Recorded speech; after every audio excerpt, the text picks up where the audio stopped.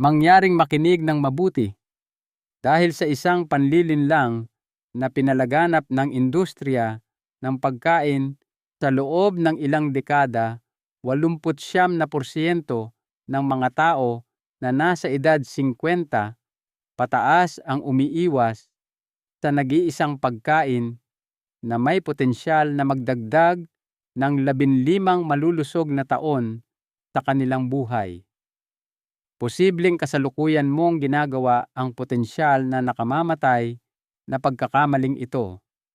Nais kong manatili kayo sa akin sa susunod na 12 minuto dahil ibubunyag ko ang nakagugulat na katotohanan tungkol sa himalang pagkaing ito na tahimik na ibinabalik ng mga doktor sa kanilang sariling mga dieta, pati na rin ang dahilan kung bakit ang pinakabagong pananaliksik mula sa Harvard Medical School ay pumipilit sa buong establisimyentong medikal na aminin na sila ay nagkamali. Kaya narito ang isang bagay na walang nagsasabi sa inyo. Maaaring magulat kayong malaman na ang pagkain na kasalukuyang nakaimbak sa inyong refrigerator, ang pagkain na inyong iniiwasan dahil nag-aalala kayo sa inyong kolesterol, at ang pagkain na malamang na ipinayo ng inyong doktor na limitahan ninyo ay sa katunayan isa sa pinakamakapangyarihang pagkain sa planeta na nagsusulong ng mahabang buhay. Ito ay tungkol sa mga itlog. Ako si Dr. Miguel Santos at hindi ako isang uri ng ekstremista na sumusubok na mag-promote ng isang usong dieta.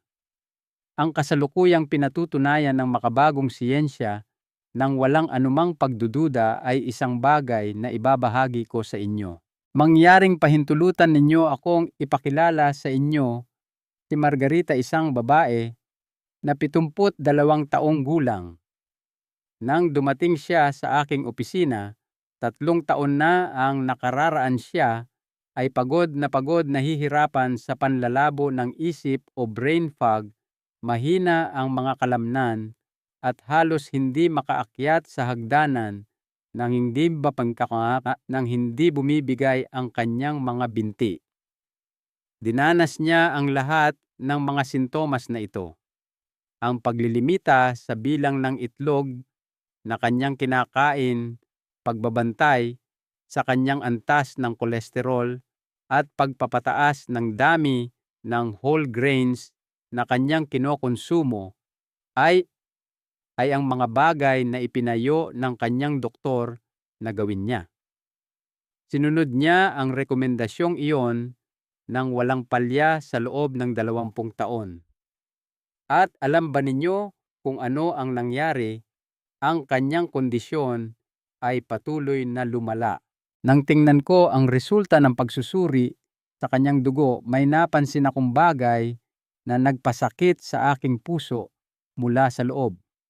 Siya ay may matinding kakulangan sa choline. Ang kanyang antas ng vitamin D ay nasa pinakamababang antas, at ang kanyang utak ay literal na nagugutom para sa mga nutrisyon na kailangan nito upang gumana ng maayos. Mayroon lamang isang tanong na itinanong ko sa kanya. Gusto kong malaman, Margarita, ilang itlog ang kinokonsumo mo? Tiningnan niya ako na para bang ako ay tuluyan ng nabaliw.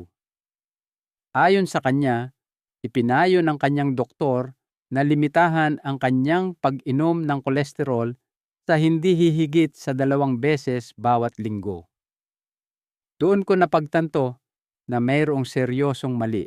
Bago tayo magsimula, lubos kong pasasalamatan kung sasabihin ninyo sa akin kung saan kayo nanggaling ngayon. Nagulat si Margarita sa isang bagay na ibinahagi ko sa kanya. Gusto kong kumain ka ng 3 hanggang 4 na buong itlog araw-araw. Inakala niya na sinusubukan kong kitilin ang kanyang buhay. Ngunit ito ang nangyari. Pagkalipas ng 30 araw, naranasan niya ang pagbabalik ng kanyang lakas. Ang kanyang brain fog ay nawala sa loob ng 60 araw.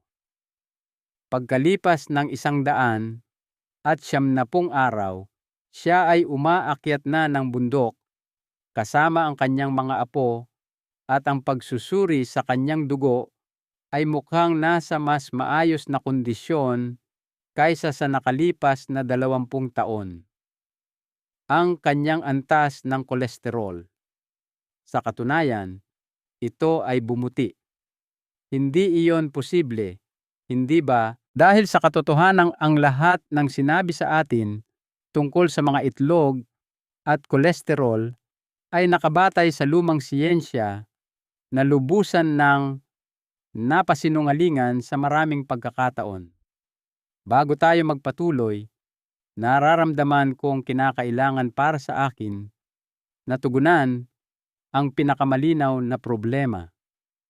Kung sakaling mayroon kayong kahit na pinakamaliit na pangamba tungkol sa mga itlog dahil sa mga alalahanin sa kolesterol, gusto kong agad ninyong alisin ang takot na iyon sa inyong isipan at kumain ng mga itlog nang walang anumang pag-aalinlangan. Ang mga itlog ay hindi nag-aambag sa mataas na antas ng kolesterol sa katawan dahil naglalaman ang mga ito ng kolesterol. Sa katunayan iyon ay walang iba kundi propaganda at nakabatay sa maling pananaliksik mula noong dekada 1960 na napasinungalingan na sa maraming pagkakataon. Mayroong pinagkasunduan sa mga pinakabagong pananaliksik kabilang mabangang ang mga pag-aaral na isinagawa ng Harvard Johns Hopkins at ng American Heart Association na lahat ay tumuturo sa parehong konklusyon. Para sa 77% ng populasyon, ang kolesterol na kinukonsumo sa pamamagitan ng mga itlog ay halos walang epekto sa mga antas ng kolesterol na matatagpuan sa kanilang dugo. Kung gayon, bakit nila sinabi sa atin na ang mga itlog ay masama sa ating kalusugan? Tingnan ninyo kung nasaan ang pera. Noong dekada 80 nang ang pagkahumaling sa low-fat ay uso sa Estados Unidos, ang industriya ng pagkain ay nangangailangan ng isang kontrabida.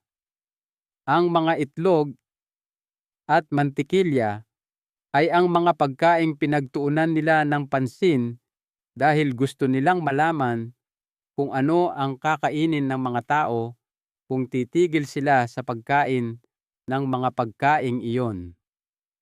Ang ilang mga halimbawa ng basura na nagbigay sa mga kumpanya ng pagkain ng bilyon-bilyong dolyar ay kinabibilangan ng mga processed cereals, low-fat yogurts na puno ng asukal, mga pekeng pamalit sa itlog at iba pang katulad na produktong basura.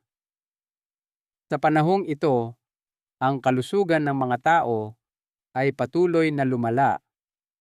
Ang panganib ng pagkakaroon ng sakit sa puso ay hindi bumaba nang tumigil tayo sa pagkain ng mga itlog. Ito ay tumaas. Ang paglaganap ng diabetes ay tumaas ng husto. Ang paglaganap ng labis na katabaan o obesity ay umabot sa antas ng epidemya. At ngayon sa wakas, opisyal na kinikilala ng siyensya ang matagal nang alam ng ating mga lolo't lola sa tuhod. Ang mga itlog ay kabilang sa mga pinaka-ideal na pagkain na maiaalok ng kalikasan. Gayunpaman dito, nagsisimulang maging talagang kawili-wili ang mga bagay. Ang mga itlog ay hindi katulad ng ibang mapagkukunan ng protina sa anumang paraan. Kung ihahambing sa anumang iba pang uri ng protina na maaari ninyong kainin, ito ay fundamental na naiiba. At ang pag-unawa sa pagkakaibang ito ay gugulat sa inyo. kumukonsumo kayo ng tissue ng kalamnan o muscle tissue sa tuwing kumakain kayo ng isang piraso ng pitso ng manok, isang steak o isda. Ang partikular na kalamnan na iyon ay binuo para sa isang tungkulin na kung saan ay paggalaw, pag-urong at pag-relax. Ang isang itlog sa kabilang banda ay isang ganap na naiibang bagay. Ang kalamnan ay hindi kasali. Sa madaling salita, ito ay isang komprehensibong biolohikal na pakete na inilaan upang lumikha ng isang buong aktibong organismo. Isipin ninyo iyon sandali. Ang lahat ng mga sangkap na kinakailangan upang bumuo ng isang sisiw mula sa simula ay nilalaman sa loob ng nag-iisang itlog na iyon. Ipinapahiwatig nito na dapat itong maglaman ng lahat ng mahahalagang nutrisyon na kinakailangan para sa buhay sa isang perpektong proporsyon.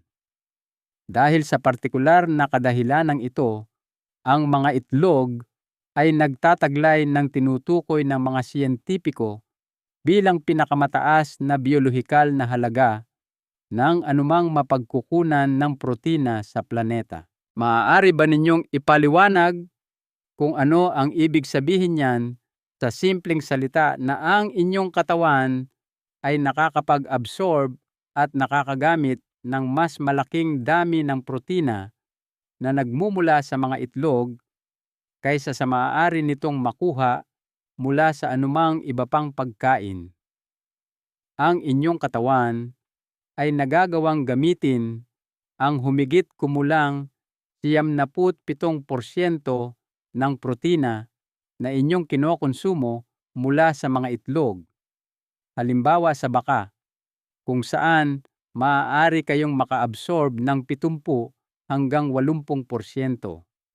O mga protina ng halaman tulad ng sitaw o beans, kung saan maaari kayong suwertihin na makakuha ng 60% pagsipsip.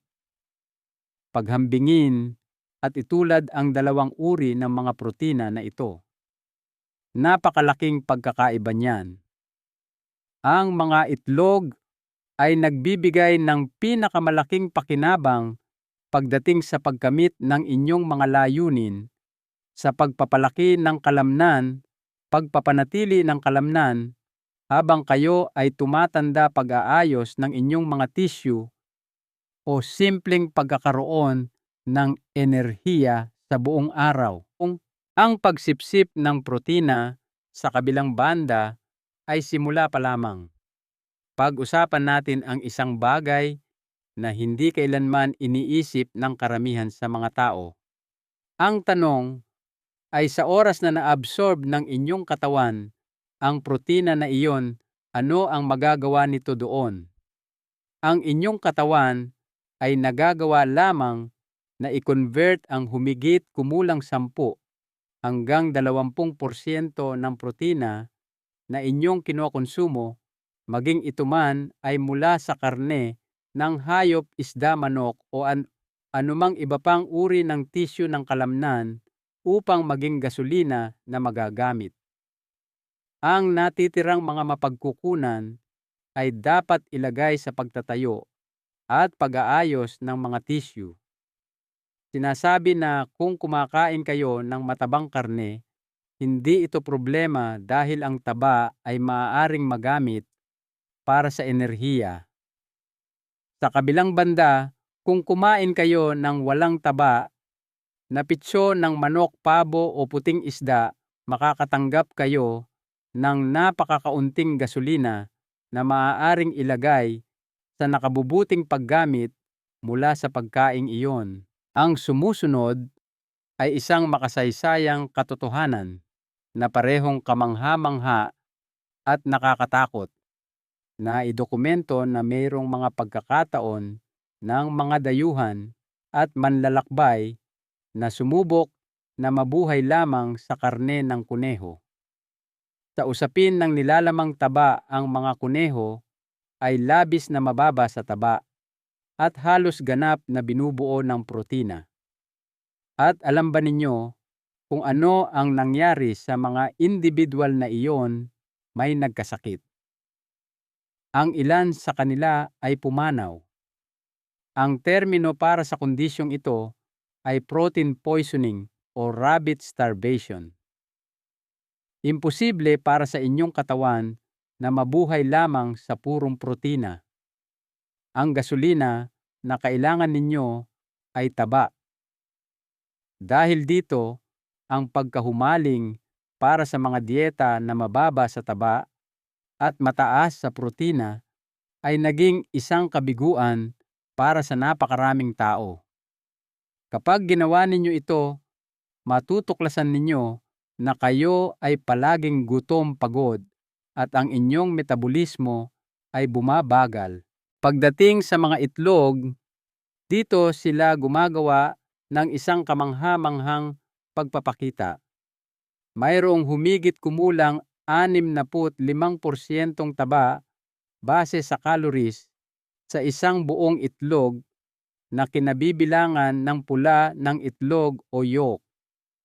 Ang inyong katawan ay nagagawang gamitin kaagad ang pula ng itlog na iyon bilang gasolina dahil ito ay puno ng taba na parehong malusog at mataas sa densidad ng enerhiya.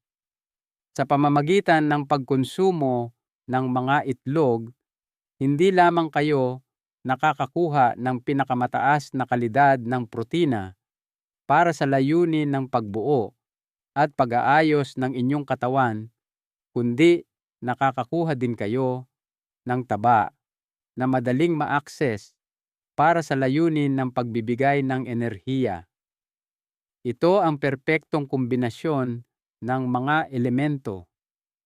Dahil dito, teknikal na posibleng mabuhay at umunlad sa mga itlog sa mahabang panahon. Kung susubukan ninyo iyon sa pitso ng manok, malamang na magiging miserable kayo sa loob ng ilang araw. Gayunpaman, sandali lang mayroon pa. At dito ang mga itlog ay nagbabago mula sa pagiging isang kahanga-hangang pagkain patungo sa pagiging isang ganap na powerhouse ng nutrisyon.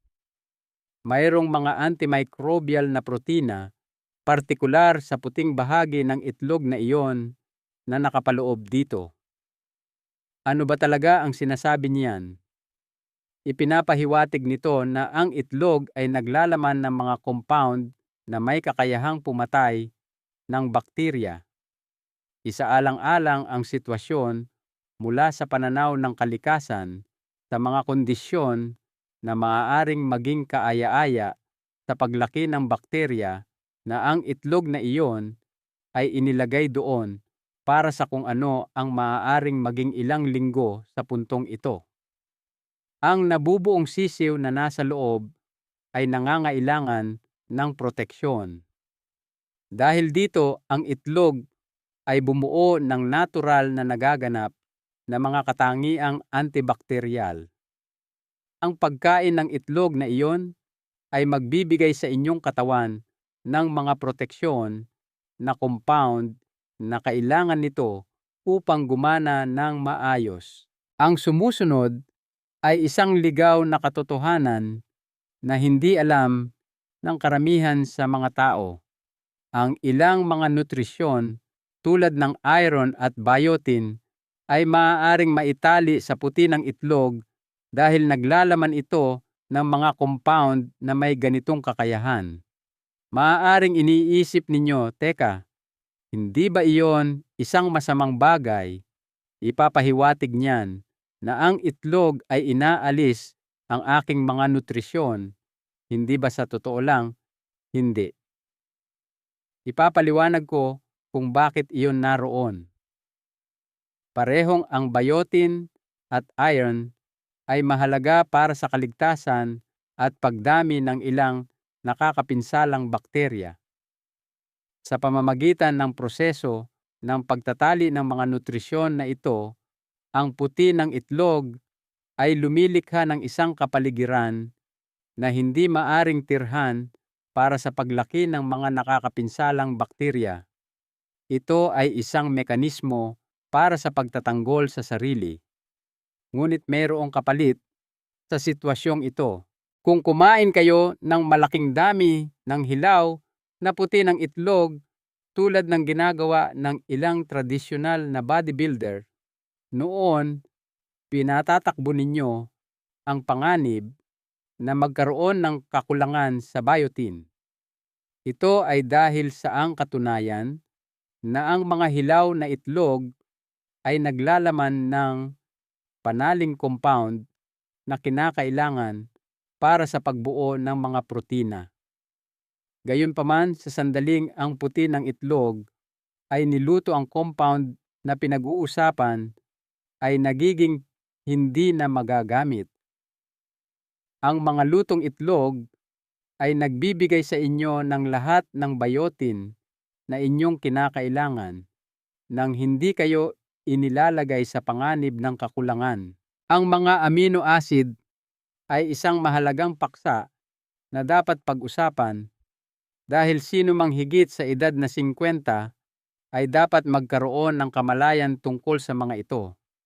Mayroong 9 na mahahalagang amino acid na matatagpuan sa mga itlog. Ito ang mga amino acid na hindi kayang gawin ng inyong katawan ng mag-isa at dapat makuha mula sa pagkain. Gayunpaman, ito ang pinakamahalagang bahagi. Mayroong partikular na mataas na konsentrasyon ng leucine sa mga itlog na siyang amino acid na pinakamahalaga para sa pag-unlad at pagpapanatili ng mas ng kalamnan. Ang inyong katawan ay magsisimulang natural na mawalan ng kalamnan habang kayo ay tumatanda.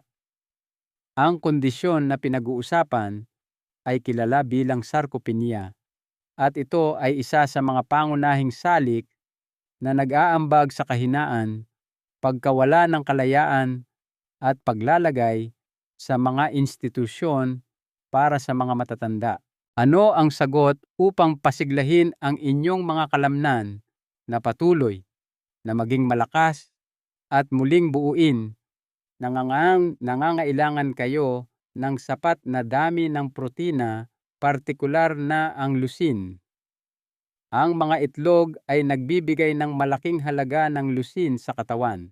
Lumipat tayo sa paksa ng choline, isang nutrisyon na kulang sa 70% ng populasyon.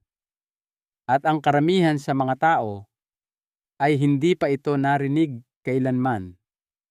Ang choline ay teknikal na nauuri bilang isang B vitamin at ito ang pinagmumulan ng choline na matatagpuan sa pinakamataas na konsentrasyon sa mga itlog pagkatapos ng atay.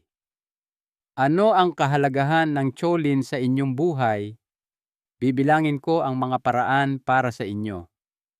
Sa unang lugar, ang choline ay isang mahalagang bahagi sa pag-iwas sa fatty liver disease. Pagdating sa pagproseso at pagdadala ng mga taba, ang inyong atay ay nangangailangan ng choline.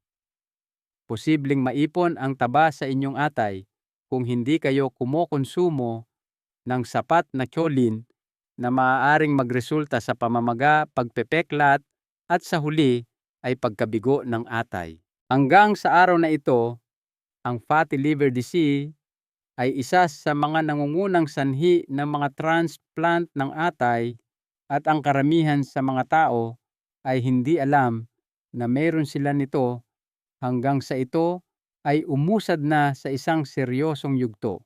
Pangalawa, ang choline ay isang makabuluhang bahagi ng apdo o bile na ginagawa ng inyong katawan para sa layunin ng pagpapadali ng panunaw ng mga taba. Ang inyong apdo ay naglalabas ng bile. Imposibleng makagawa ng sapat na dami ng bile kung wala kayong sapat na choline na nangangahulugang hindi ninyo maa-absorb ang mga fat-soluble vitamins tulad ng A, D, E at K. Bukod pa rito, hindi ninyo matunaw ang malulusog na taba sa tamang paraan na nagre-resulta sa mga problema sa panunaw, kakulangan sa mga nutrisyon at kawalan ng enerhiya. Pangatlo, at ito ay isang napakahalagang punto, ang choline ay kinakailangan para sa isang proseso na kilala bilang methylation. Sa kabila ng katotohanang ang methylation ay isang magarbong terminong sayentipiko, ang kahulugan ng termino ay may ganap na kahalagahan. Ang proseso ng methylation ay isang biochemical reaction na nagaganap sa inyong katawan sa bilis na bilyon-bilyong beses bawat segundo. Ito ay gumaganap ng isang papel sa pag-aayos ng DNA, ang proseso ng detoxification, ang paggawa ng mga neurotransmitters tulad ng serotonin at dopamine, ang regulasyon ng pamamaga at epektibong bawat pangunahing tungkulin na ginagampanan ng inyong katawan. Isang malaking bilang ng mga individual, humigit kumulang 30 hanggang 40% ng kabuuang populasyon ang nagtataglay ng mga pagkakaiba-iba sa genetika na may epekto ng paggawa sa methylation na mas mahirap. Ang mga itlog ay naglalaman ng lahat ng mga nutrisyon na kailangan ng mga individual na ito, kabilang ang choline natural na B12 at folate na lahat ay matatagpuan sa mga itlog. Sa pamamagitan ng proseso ng genetic testing, natukoy ko na nagtataglay ako ng isa sa mga pagkakaiba-ibang ito. Parehong ang pagsipsip at paggamit ng choline sa aking katawan ay hindi kasing epektibo tulad ng nararapat. Kasunod ng pagtuklas sa impormasyong ito, agad kong itinaas ang dami ng mga itlog na aking kinakain at ang pagkakaiba ay kapansin-pansin. Ito ay nagre-resulta sa pinabuting linaw ng isip, mas pare-parehong enerhiya, mas positibong mood at pinahusay na paggana ng atay. Ang lahat ng ito ay dahil sa pagkain ng mas maraming itlog. Kung sakaling nakaranas kayo ng mga sintomas tulad ng pagkapagod, brain fog, mga issue sa mood, o kung nasabihan kayo na mayroon kayong fatty liver, may mataas na posibilidad na kayo ay kulang sa choline. Bukod pa rito, ang mga itlog ay ang pinakasimple at pinakamurang solusyon upang harapin ang isyung iyon. Dahil sa katotohanan na ang ibabahagi ko sa inyo ay may potensyal na literal na iligtas ang inyong paningin, pag-usapan natin ang inyong mga mata. Mayroong dalawang makapangyarihang antioxidants na matatagpuan sa mga itlog at ang kanilang mga pangalan ay lutein at zeaxanthin.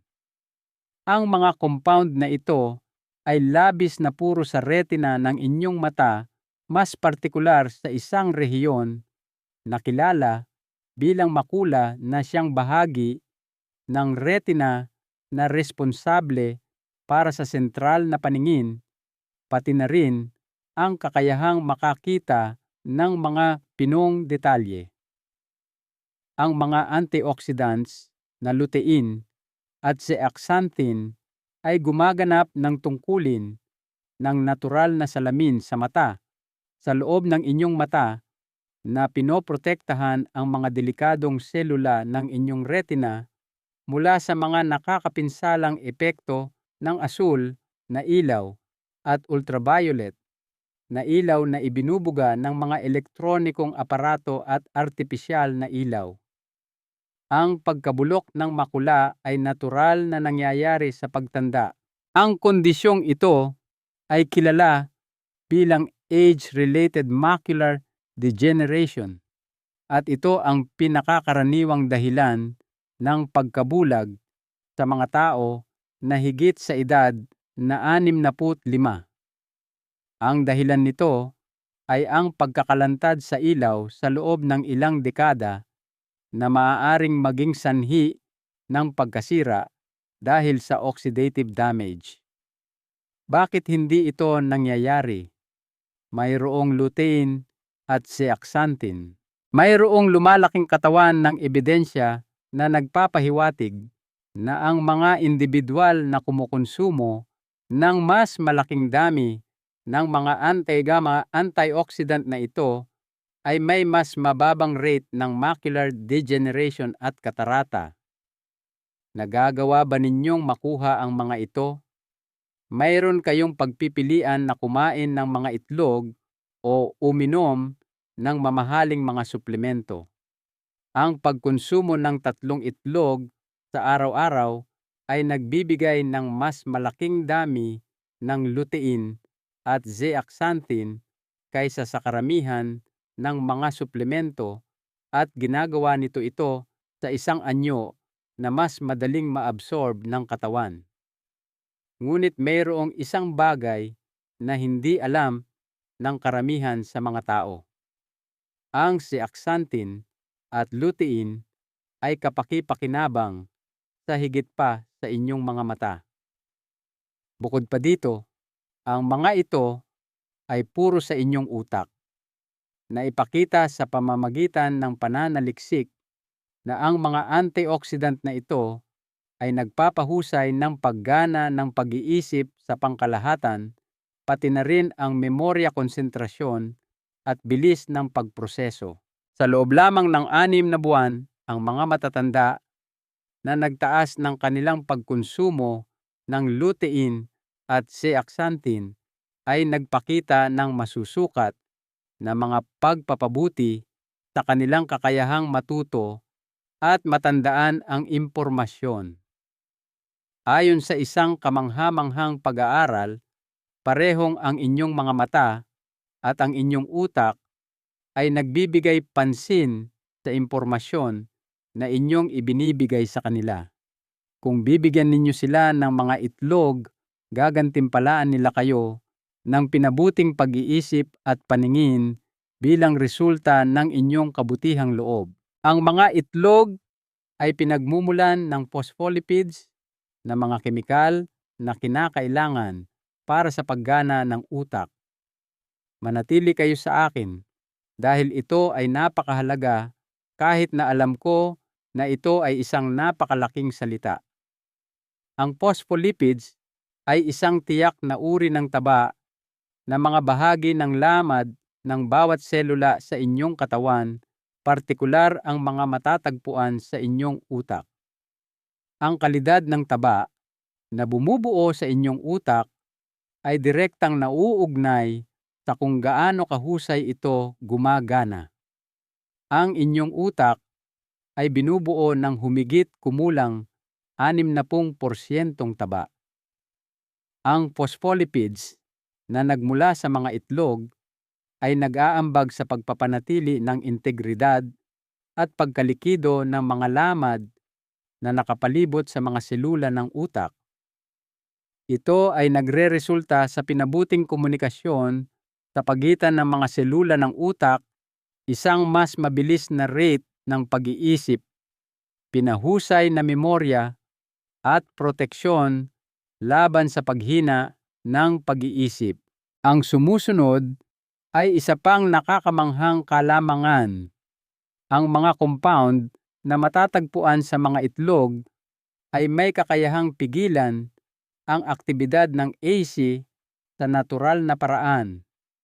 Pamilyar ba kayo sa mga gamot sa presyo ng dugo na kilala bilang ACE inhibitors na iniinom ng milyon-milyong tao? Ang mga itlog ay naglalaman ng mga natural na peptides na tumutulong na mapababa ang presyon ng dugo sa paraang maihahambing sa kung paano gumagana ang mga natural na peptides.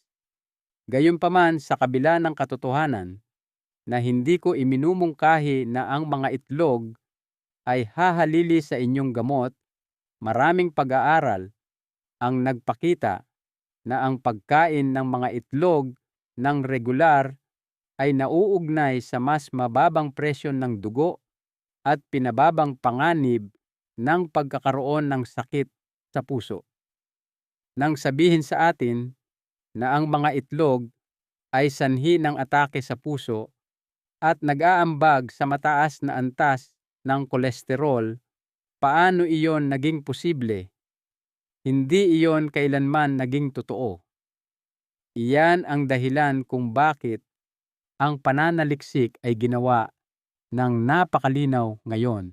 Ang mga itlog ay hindi nakakasagabal sa kalusugan ng inyong puso sa anumang paraan. Tatalakayin natin ang vitamin K2, isang nutrisyon na ang karamihan sa mga tao ay may malubhang kakulangan.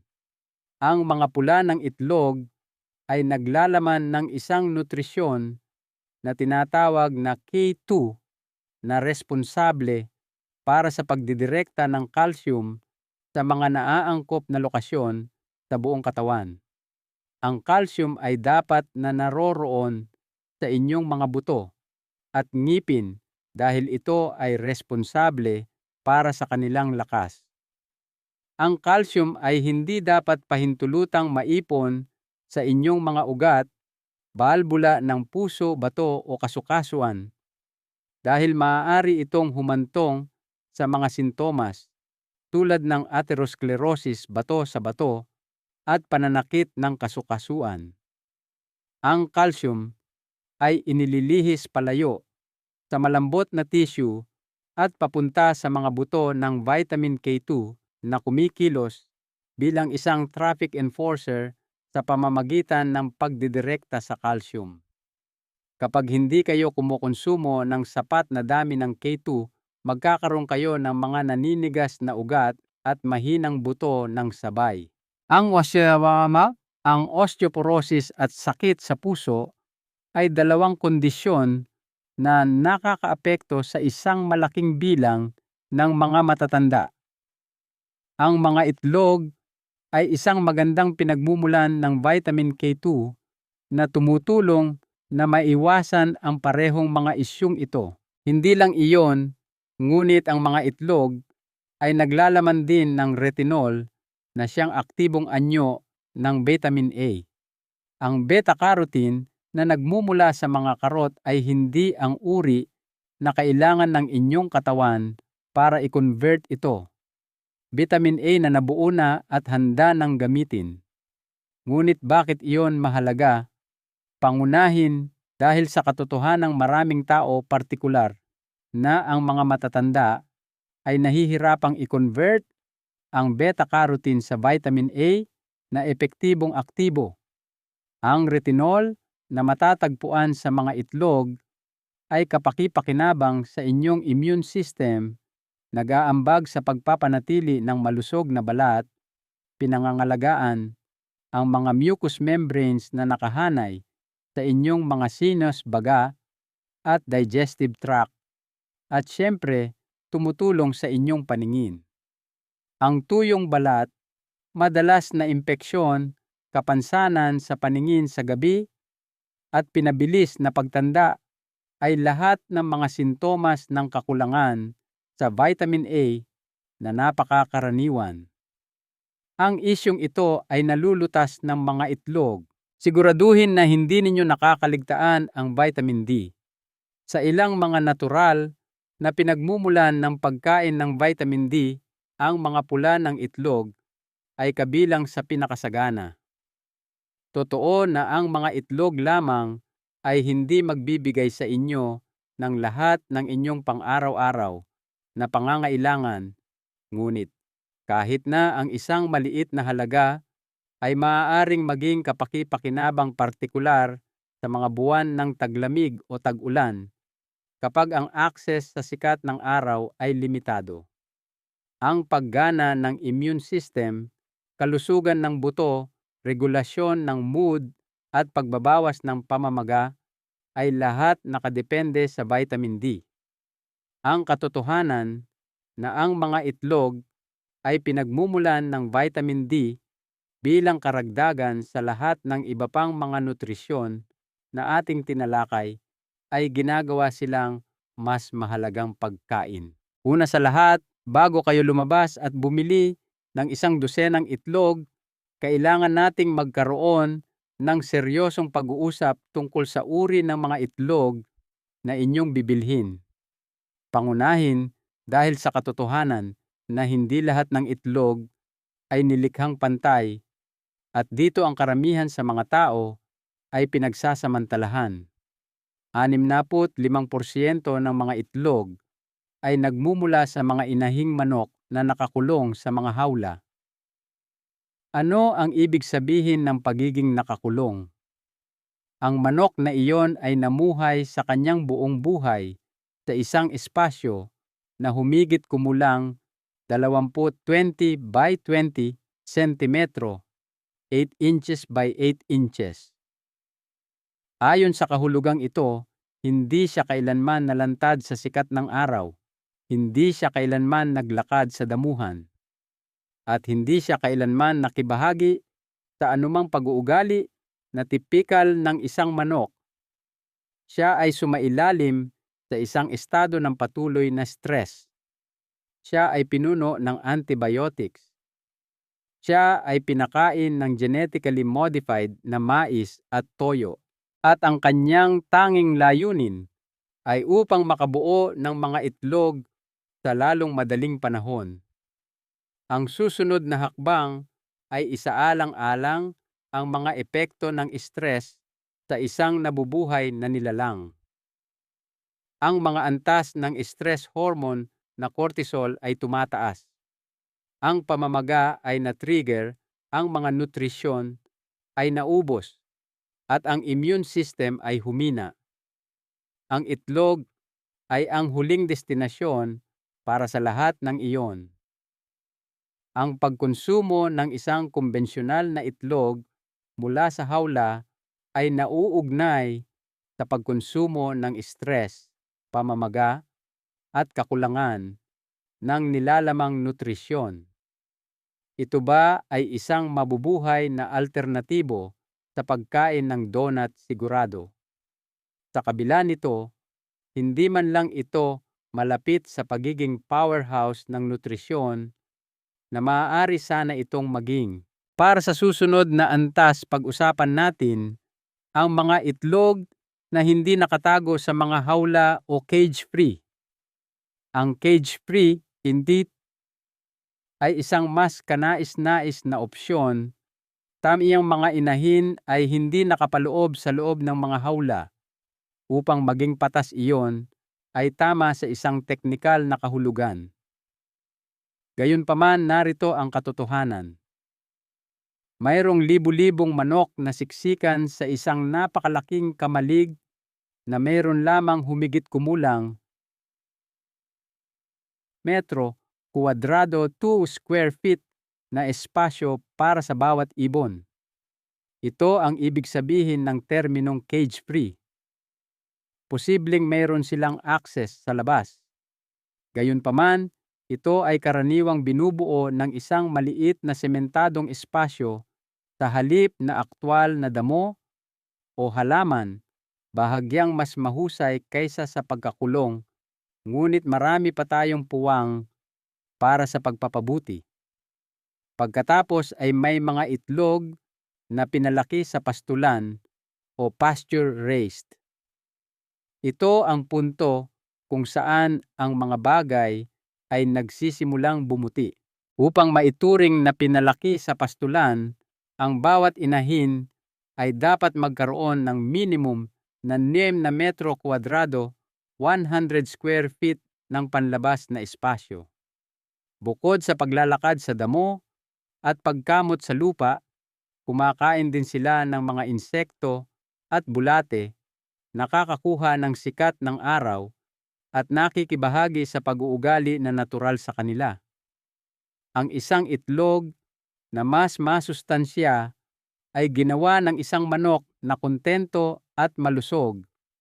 Bilang resulta ng pagkakaroon ng carotenoids na nagmula sa damo at mga insekto, ang pula ng itlog ay isang malalim na kulay kahel na halos pula ang hitsura. Ang pangkalahatang densidad ng nutrisyon ay nasa ganap na naiibang liga. Ang nilalamang omega-3 fatty acid ay mas mataas at ang mga bitamina ay mas puro kaysa sa dati. Maghanap ng isang lokal na magsasaka na nagpapalaki ng mga manok sa pastulan at nagpapakain sa kanila ng natural na dieta kung talagang gusto ninyong makuha ang pinakamahusay na mga itlog na magagamit sa lokal. Dumalo sa mga palengke, makipag-usap sa mga magsasaka at magtanong tungkol sa mga pamamaraan na ginagamit nila upang palakihin ang kanilang mga manok. Bukod pa rito, kung mayroon kayong anumang espasyo, dapat ninyong isaalang-alang ang pagpapalaki ng inyong sariling mga manok. Sa aking karanasan, wala nang mas kasiyasiya kaysa sa paglabas sa kulungan unang-una sa umaga upang mangolekta ng mga sariwang itlog mula sa mga manok na tiwala kayo na nasa mabuting kalusugan at kontento sa kanilang buhay. Ito ay walang pag-aalinlangan na isa sa mga napakatalinong desisyon na nagawa ko kailanman. Gayunpaman, paano ang mga itlog na organic?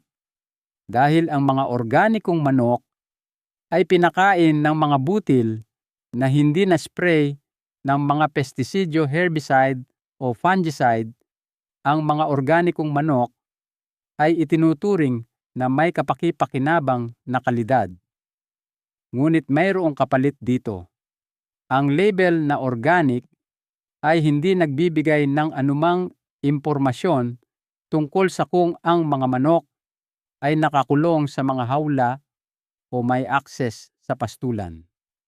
Posibleng makakuha ng mga organikong itlog mula sa mga manok na nakatago sa mga hawla na isang pagpapabuti sa mga kumbensyonal na itlog, ngunit hindi pa ideal. Kung nagagawa ninyong mahanap ang mga organikong itlog na pinalaki sa pastulan, ito ang pamantayang ginto. Bumibili kayo ng mga itlog mula sa mga manok na hindi sumasailalim sa anumang pestisidyo at namumuhay ng natural na buhay sa kanilang sariling kagustuhan. Narito ang isang bagay na nagpapabaliw sa akin ng husto. Ang ilang mga karton ng itlog ay tumutukoy sa vegetarian feed na parang ito ay isang positibong bagay. Walang mga vegetarian sa mga manok. Kinakain nila ang lahat. Sa ligaw, ang mga manok ay kumakain ng iba't ibang uri ng mga insekto, kabilang ang mga bulate, uod, maliliit na palaka, at maging mga daga kung nagagawa nilang hulihin ang mga ito. Iyan ay mga maliliit na dinosaur. Upang ilagay ito sa simpleng salita, ang aking mga manok ay ganap na nahuhumaling sa keso at karne. Sa bawat solong pagkakataon, kung maglalabas ako ng isang mangkok ng butil at isa pang mangkok ng mga scrap ng karne, palagi silang magtutuon sa karne. Ang pagsasanay ng pagpapakain sa mga manok ng dieta na binubuo lamang ng mga butil, partikular ang mga pagkaing naglalaman ng genetically modified na mais at toyo, ay ganap na hindi natural. Bilang resulta, ang mga itlog na nagagawa ay mataas sa omega-6 fatty acids na kilala na nagdudulot ng pamamaga at mababa sa omega-3 fatty acids na kilala na nagpapababa ng pamamaga. Ang kawalan ng balanse na ito ay isa sa mga elemento na nag-aambag sa katotohanan na ang mga kumbensyonal na itlog ay hindi kasing lusog tulad ng nararapat. Ang katotohanan na napagtanto ito ng ilang mga producer ng itlog ay ang dahilan kung bakit isinasama nila ang mga suplemento ng omega-3 sa pagkain ng manok. Ang mga suplementong ito ay karaniwang dumarating sa anyo ng flaxseed o algae. Iyon ay isang pagpapabuti. At higit pa rito, ang nilalaman ng omega-3 ng mga itlog na iyon ay magiging mas mataas. Sa sandaling ito, nagsasagawa ako ng isang eksperimento sa aking sariling mga manok kung saan pinapakain ko sila ng isang butil na natural na naglalaman ng mas mataas na konsentrasyon ng omega-3 fatty acids. Interesado akong obserbahan ang epekto na mayroon ito sa profile ng nutrisyon ng mga itlog. Sa sandaling meron na akong higit pang impormasyon, ibabahagi ko ito sa inyo. Ito ang pinakabuod tungkol sa kalidad ng mga itlog. Kunin ang pinakamahusay na mga itlog na kaya ninyong bilhin. Iyon ay ganap na kahanga-hanga. Kung nangangahulugan ito ng organic pasture-raised, kung nangangahulugan iyon ng cage-free, o kahit na kumbensyonal dahil iyon ang umaangkop sa loob ng inyong budget, kung gayon iyon ay katanggap-tanggap din. Kahit na ito ay naproseso, ang mga kumbensyonal na itlog ay naglalaman pa rin ng mas maraming nutrisyon kaysa sa karamihan ng iba pang mga mapagkukunan ng protina na maaari ninyong bilhin.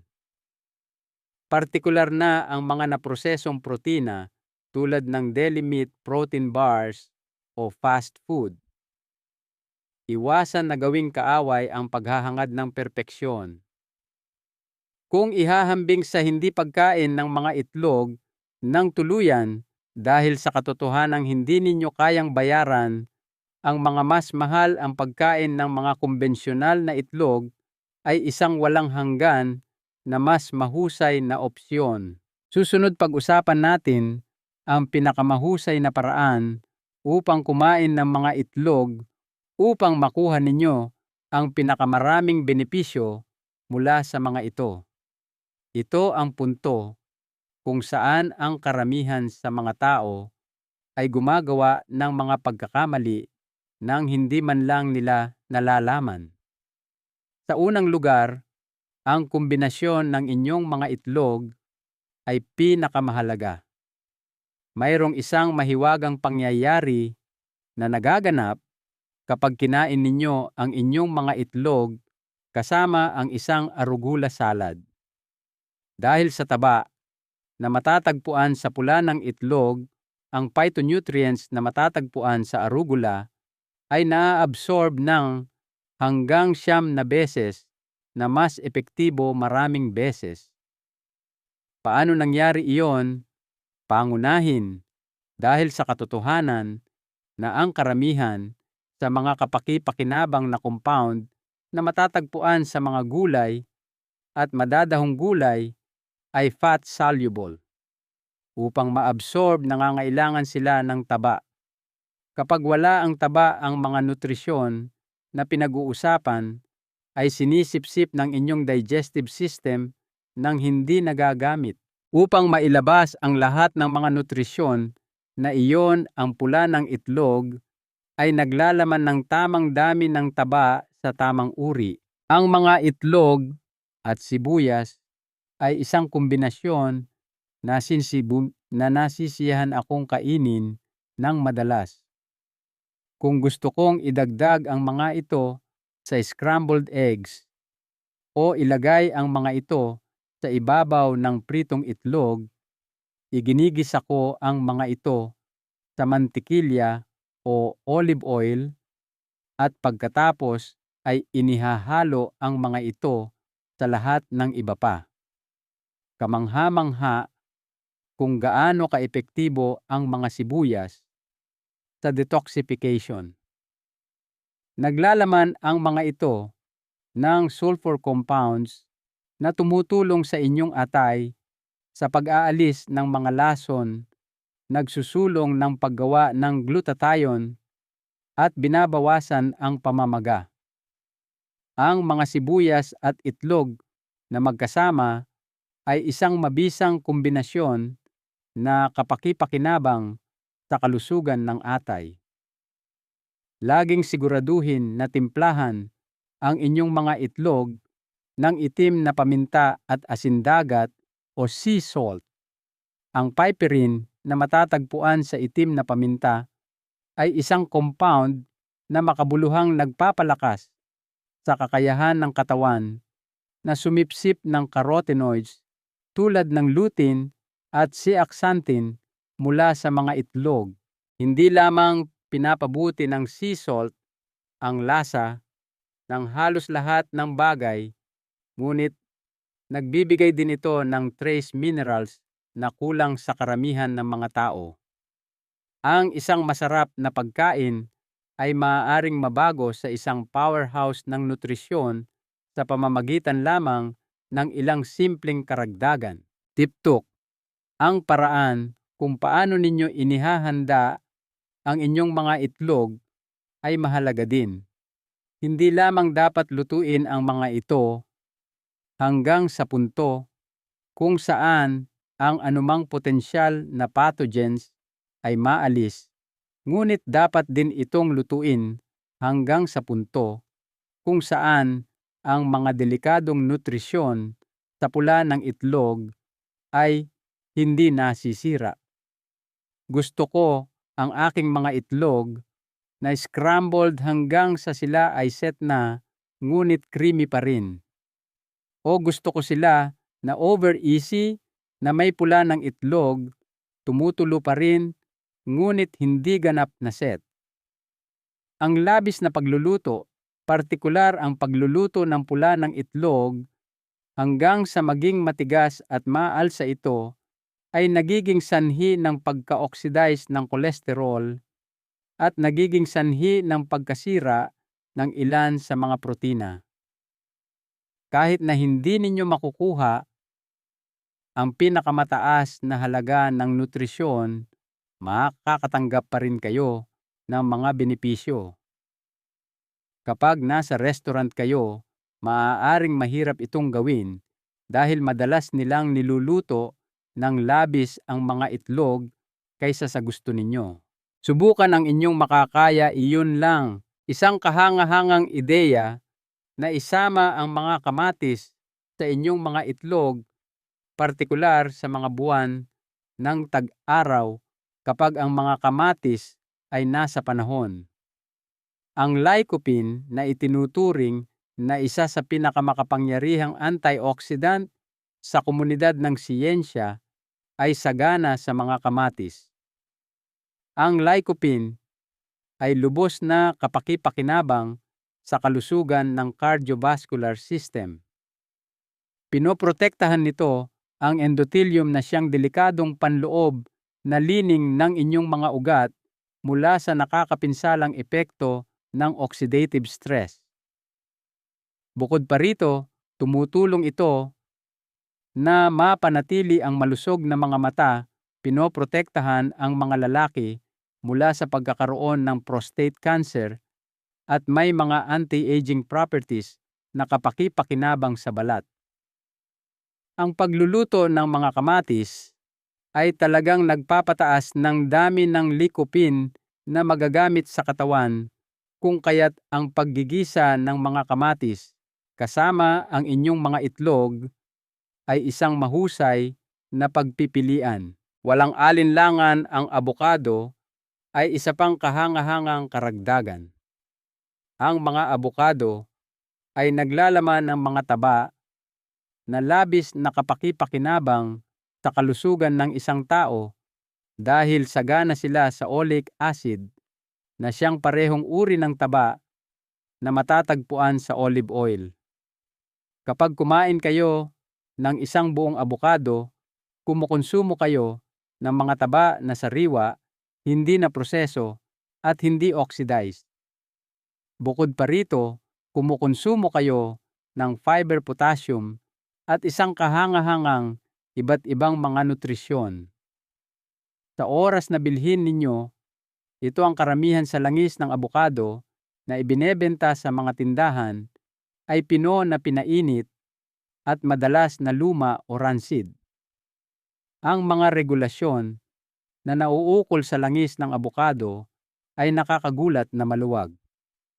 At natuklasan ng mga pag-aaral na kasing dami ng 80% ng langis ng abokado na ibinebenta ay alinman sa ganap na gawa o may halong mga langis na mas mura.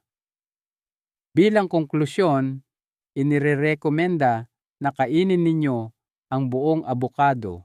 Higit pa rito, kung balak ninyong gumamit ng langis ng abokado, kinakailangan na bumili kayo ng cold-pressed oil mula sa isang mapagkakatiwalaang mapagkukunan.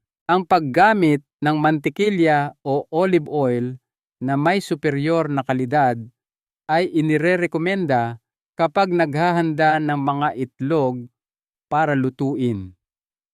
Ang parehong mga sangkap na ito ay naglalaman ng mga proteksyon na compound na kapag pinainit ay ginagawang mas matatag ang mga ito. Upang maiwasan ang langis mula sa pagiging oxidized, ang olive oil ay naglalaman ng mataas na konsentrasyon ng polyphenols at antioxidants.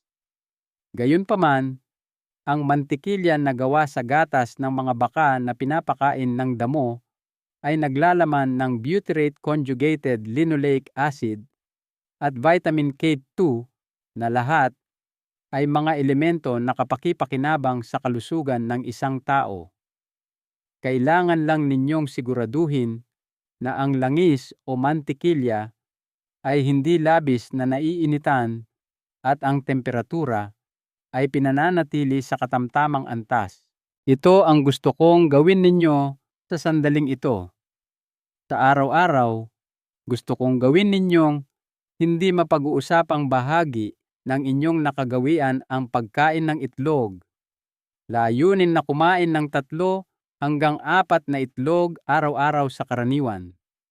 Bantayan ang inyong blood work kung nag-aalala kayo tungkol sa inyong antas ng kolesterol. Tinitiyak ko sa inyo na mabibigla kayo kapag natuklasan ninyo na ang inyong mga antas ng kolesterol ay mananatiling hindi nagbabago o makabuluhang bubuti. Ang karamihan sa mga tao ay nakakaranas ng pagbawas sa kanilang antas ng kolesterol, isang pagpapabuti sa mga marker ng pamamaga, at isang pangkalahatang pagpapabuti sa kanilang kalusugan kapag inilipat nila ang kanilang dieta upang isama ang mga itlog sa halip na mga naprosesong carbohydrates at matatamis na pagkain. Bilang resulta ng mali at lumang impormasyon, kung iniiwasan ninyo ang mga itlog, ipinagkakait ninyo sa inyong sarili ang pagkakataong kumain ng isa sa mga pinaka-ideal na pagkain na maiaalok ng kalikasan. Panahon na upang bawiin ang kontrol sa inyong kalusugan. Ginawa ito ni Margarita na taga Maynila. Ito ay naisakatuparan ng libo-libo kong pasyente. Kaya nyo rin itong gawin. Bawat solong araw, 3 hanggang 4 na itlog ang kinokonsumo. Iminumungkahi ko na gawin ninyo ito upang makamit ang mahabang buhay sigla at proteksyon laban sa mga sakit na nagnanakaw sa milyon-milyong tao ng kanilang kalusugan at kalayaan. Ang ebidensyang siyentipiko ay malinaw. Ang saklaw ng pananaliksik ay nakakagulat. Ang mga resulta na nakuha sa totoong mundo ay nagsasalita para sa kanilang sarili. Walang panganib na dulot ang mga itlog. Hindi iyon kailanman naging totoo.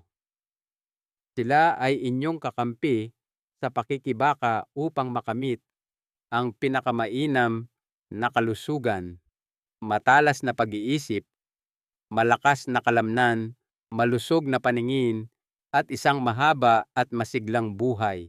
Nang hindi binibigyan ang inyong katawan ng mga nutrisyon na labis nitong kailangan, hindi ninyo dapat hayaan na lumipas ang isa pang araw nang hindi ito ginagawa. Simulan natin bukas ng umaga sa 3 buong itlog na niluto ayon sa inyong mga kagustuhan at sinamahan ng ilang mga gulay na iginisa. Pagkatapos ay obserbahan kung ano ang mangyayari sa loob ng susunod na 30 araw. Naniniwala ako na kayo ay labis na mamamangha. Alam ninyo kung ano ang kailangan ng inyong katawan. Ang mga pagkaing tulad ng mga itlog ay naging mahalaga sa kaligtasan ng tao sa loob ng milyon-milyong taon. Sa nakalipas na 50 taon lamang tayo inutusang umiwas sa mga ito, at makikita ng isa ang mga kahihinatnan ng desisyong ito na mas malala kaysa sa naranasan. Panahon na upang bumalik sa kaalaman na maiaalok ng kalikasan sa pagkain na tunay na nakakain at sa mga itlog. Nagpapasalamat ako na nanatili kayo sa akin sa buong malalim na paggalugad na ito ng isa sa mga pagkain na pinakahindi nauunawaan at hindi pinahahalagahan sa buong planeta. Ngayon na ang oras upang kumain ng ilang mga itlog at kunin ang inyong kalusugan. Isang mahalagang aral mula kay Dr. Miguel Santos. Ang tunay na kayamanan sa ating edad ay hindi ang salaping naipon natin sa bangko, kundi ang lakas at linaw ng isip na nagbibigay daan upang makasama at ma-enjoy natin ang ating pamilya ng mas matagal. Huwag tayong matakot sa mga pagkaing likas na ibinigay ng Diyos at kalikasan. Sa halip, matakot tayo sa mga artipisyal na pagkaing pilit na ipinapalit ng industriya. Ang bawat itlog na iyong kinakain ay isang hakbang palayo sa sakit at isang hakbang palapit sa masiglang pagtanda. Tandaan, ang kalusugan ay isang desisyon na ginagawa natin sa bawat subo. Kung sumasang-ayon kayo sa mensaheng ito, mag-iwan ng komento na may numerong 1 sa ibaba. Huwag kalimutang ibahagi ang artikulong ito sa inyong mga magulang, lolo-lola at mga kaibigan upang sabay-sabay tayong maging malusog. Maraming salamat po